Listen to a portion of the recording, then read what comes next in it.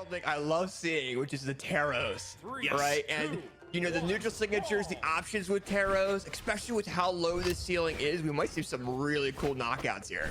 Yeah. All right. And we're gonna see how this plays out here, because here's the thing that is very interesting to me, right? Is the fact that you're going against number 2, right, into number 1 here, right? And you had maybe a couple minutes break, so Plume is like, they're probably riding that high, right? They're you know, the adrenaline's probably pumping, and yeah. Sometimes when you get into these scenarios, the adrenaline, you can tell, runs out on that player, and you can see it all kind of fall apart. So hopefully, I'm not saying I want that to happen, right? I'm really hoping that Plume can take that momentum from the last set and keep it going here, because going from an upset at number 2 to number 1, that's absolutely crazy to think about. Well, he's also changing he's got to change his playstyle almost completely, right? Because Himwy is very much a range player, and you're seeing that with how he's playing with his hammer. He's kind of letting Plume be aggressive against him, and Himwy's getting a lot of these options, including these stomp options. These stomp sider comes out of Himwy as well to go and get that knockout, but the range of that hammer is significant, and the range of the axe is significant as well. And you know, you're going from aggressive playstyle to that semi, not passive, but more so like passive aggressive playstyle, and he's got to adjust to that. Oh, whoa, okay. Oh. That was certainly a call out. Gonna have to recover to the other side of the stage here, but man, just throwing that option out just to be like, hey, I've got you, Red, like I've got you figured out so far. That's a huge message to send this early into the set. That could definitely be a demotivator for Plume, who again was already just feeling so good. If you can rip that energy away from him, just kind of rip that mentality, that does so much for the later stages of this set. Oh, and Plume's kind of using these weapon throws to kind of catch Himwy and put him on the back burner a little bit too. But I think that actually hindered him a little bit, because that's where Himwy's been doing very well. He's kind of making Himwy stay back a little bit, but looks like Plume's able to counter that with that gauntlet recovery, knocking off the ceiling of this map. And even with the ceiling being so high, he was able to go and get that knockout option. But I mean, Plume's starting to be a lot more aggressive than we've seen him so far. Yeah, I mean, that's what you need. If that's what's working for you, keep doing it. I mean, this sword has been putting in a lot of work for Plume all day so far. So, hey, keep it going, and Himwy gets that second stock out of here. Yeah, Himwy's, you know, axe ground pound, or down signature has a lot of range, has a lot of force with it. And we've been seeing him just use the axe very, very well. These neutralers have been landing, these dare options he just landed as well. But he's kind of trying to outspace Plume. He's trying to get those you know, those recovery frame options on the Plume, and as soon as he finds that option, he's been punishing it very well. And there's the option for Himwy. The axe down signature lands, and the stomp sider comes out. Himwy takes game number 1, but he's just keeping that range between him and Plume. Plume's being aggressive, but once those recovery frames come out, Himwy's punishing them very, very well. Little dash dancing that he's doing in between like combos and hits, and just dashing back and forth, like just spinning around, and it's like that's a flex 100%. I think Himwy is so comfortable in this matchup right now, and I think it's definitely being showcased through his gameplay. Probably just not having to deal with Keith is already probably like a huge burden off the shoulders. Yeah, I don't know about this one, man. I'd love to see Plume make another upset. The underdog story is always fantastic. It is, you can see, swapping right to the Hattori now. I don't know, man. Well, I mean, I can understand it maybe from Plume's side too, because it's got that spear, it's got that range now.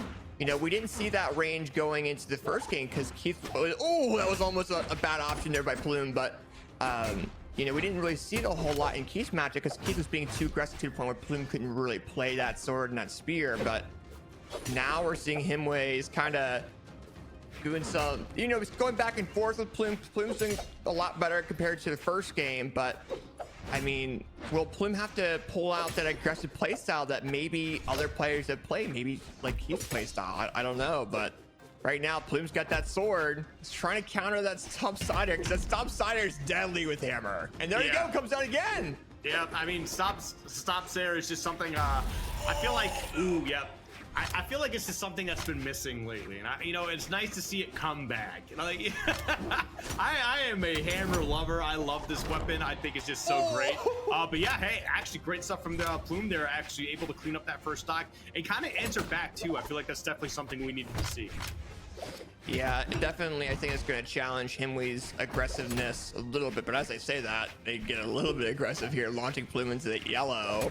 And you're seeing Plume kind of trying to use that spear to take the advantage a little bit. Now that he got the dodge read, nice job. But oh, Himwy's grab out misses it there, and the weapon throw lands, and Himwy is down to the final stock. He got too risky against Plume. That is costly, and that is the type of play that, like, if you give that to your opponent and they take advantage of it, like, any sort of doubt that was in their mind is instantly erased. Because look, now you just gave Plume a really good lead here, and yeah, you are playing Taros, like, you should be able to, like, you know, after like 3 or 4 hits, be able to even this up fairly quickly. But like, that's just so much to give for just one small mistake.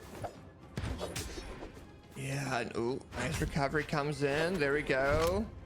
But you're seeing kind of Himwy trying to go to the axe a little bit, but he's heavily relying on that hammer because he's been getting the knockout options with it. And there you go, the Stomp Sire lands, and Plume's down to that final stock, but Himwy's so low on that final stock and might be Plume's game just based off how low he is right now. Yeah, I mean, right now, Himwy, you know, if they were just feeling like flexing a little bit before, they definitely need to start playing for real now. Because unlike last set, right, where Plume had never taken a set off Keith, has taken a set from Himwy. So gonna need to dial in here a little bit, Himwy, because right now Plume is playing really, really good and is looking to knock number 1 out or down after knocking number 2 down. So I mean, this could be a very, very strange grand finals here, where we see 1 and 2 play to get to grand finals.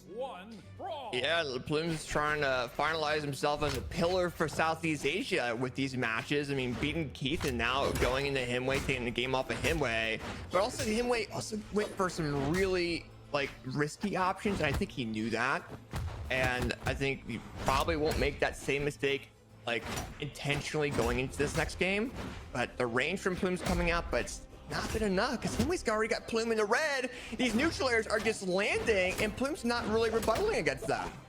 I mean, Plume's just gotta find their footing here. It's kind of like the way it's going right now is just the same way I feel like game 2 went, right? It started off with Himwy just kind of, you know, having that strong start, you know, utilizing the Taros to just kind of, you know, put down a lot of pressure here.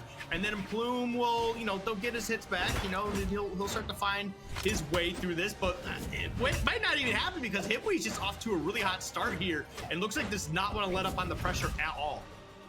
Oh gosh, and you're seeing them just trying to punish each other on that exchange not too long ago as well. But the dash dancing from Himwy's definitely landing against Plume and catching him off guard, and the movement of Himwy's actually changing a little bit too. You know, you're seeing them do dash dancing a little bit, and you'll see them be completely aggressive and can change their playstyle a tad bit. And look at the dash dancing from Himwy and just controlling Plume in this game. Yeah, I feel like there's is kind of getting back to what he was doing in that first game here, right? Yeah, he's dominating, and then he's kind of letting you know that, hey, I am whooping you right now. Just trying to, again, get into that mental there. Try to make Plume, you know, feel a little bit frustrated, because, you know, when you're frustrated, you're and prone to make more mistakes here. And we get a 3 stock here as a response to dropping a game. Yeah, Himwy is not phased in the slightest. Oh. Well, and that's what we were talking about too. I mean, you brought up a good point as well, where it was like, you know, he's playing aggressive, and I think realistically, Plume was just punishing that aggressiveness, and you brought up where Himwy's got to change. He's got to clock back in from being more so, okay, I'm just gonna play around a little bit, you know, and I think he changed that going to the next game, show what he was made of, and I mean, they're making Plume swap to a completely different character right now. Yeah, the one that we haven't seen yet, but you know what? The last time he swapped to a different character, he ended up pulling out a W in a game, so I'm not gonna knock Plum on this one, or Plume, excuse me. I'm gonna wait to see, you know, how they approach this game here. However, I have seen more often than not When someone switches to a character we just have not seen yet, or like they're really trying to mix something up, it's pretty much an act of desperation to just try and find something, and it doesn't work out. I'm not saying that's what's gonna happen. I'm just saying what I've noticed. Well, and also it's an opportunity for Plume, right? Because most of the players that he's facing won't have a lot of experience facing Plume on that character in tournament 2. So, you know, it might change that style enough for Plume to say, hey, I'm going to take that advantage. And so far, that momentum from Plume has been doing decent. But as I say that, Himwy's axe starts to come out and his dash dancing is starting to, you know, work out for him a little bit more. Okay. Oh, yeah. Sider again. Gonna clean it up here. Tried to look for the stop Sarah probably once more. Still gets to Sarah anyway. But yeah, definitely trying to clean this one up as fast as possible. You don't want to let this go any longer than it really needs to. And that's not going to be enough here. Weapon toss maybe? Nope. I don't know, but we're getting close. Neutral light comes in from Himwy, launches Plume off that ledge. Sider comes in, and Plume is down to that second stock already, and Himwy's dash dancing his troll in the air is what's getting him that. Ooh. Definitely a little bit testy here. There we go. Okay, just gets a couple of solid hits. But yeah, Plume's definitely looking a little bit lost. I mean, even having the spear, which we saw put in some pretty decent work, right? Because of you know, the length or the reach that it has, it usually is able to get some pokes in here. But the way that Himwy's just controlling this space and then finding these right options and right times to just start landing these hits. Oh goodness, just dodge that one right into the sig. Ugh. Yeah, and Plume is playing weapons that he hasn't been doing great with too. You know, I mean, they're getting punched by Himwy on that second game, but overall, sword has been the main option for him. You've had gauntlets in the past that's worked against Keith, and now you have him playing spear and axe, which is a completely different play style. I mean, they are able to go and get that first stock, but I mean, it's a completely different way he's got to play against Himwy. You know, adjusting to Himwy's play style, adjusting to the weapons, you know, he's got to play as well. And Himwy is just punishing it as well. And already going unarmed, willing to be that risky against Plume. And I mean, the spear comes back a little bit, but is it enough? I mean, I don't think it will be. I'm gonna be real. I think it's just a matter of just getting this cleaned up here. Yeah, there it is. Himwy, you know, definitely flexing a little bit here. I think definitely being a little bit of a showboat, and you know, I'm with it. It definitely does. It sets him up for even later in the bracket too, right? Should Bloom find their way back into Grams, is already gonna have this last set in that mental.